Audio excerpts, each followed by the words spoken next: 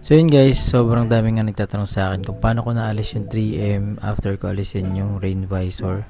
Ayan, isa na nga to si Sir. Sir, bali tinanggal ko lang siya mano-mano. Sobrang hirap yan gawin. Mano-mano kasi iniwasan ko magasgas, no? So, hanggat kayang kutkutin, kinukut-kut ko ng dahan-dahan. Kaya guys, kung hindi nyo kayang tiyagain, huwag nyo na ituloy. Ipagawa nyo na lang sa marunong. Kaya magpatulong kayo sa mga kaibigan nyo na maselan din gumawa para iwas gasgas. Kung ipapagawa nyo naman sa labas, siguraduhin nyo na maayos na detailing shop na lang siguro, no? Hindi yung mindset lang is sa try nila muna.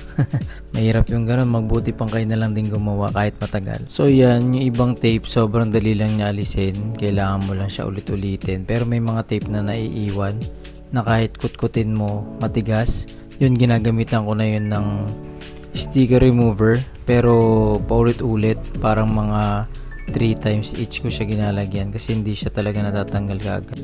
Pero alam ko may nabibili na 3M na remover, ayun yung mas mabilis, kaso hindi na tayo gumastos, no? Medyo mas mahal yun. Tinaga ko na lang siya pa ulit-ulitin lagyan ng sticker remover. And guys, yun yung gamit ko, Kobe sticker remover. Yun lang, sana nakatulong tong video na to. Kung may tanong kayo, comment down below lang. Yun lang, maraming salamat, sabay-sabay tayo matuto. Follow for more.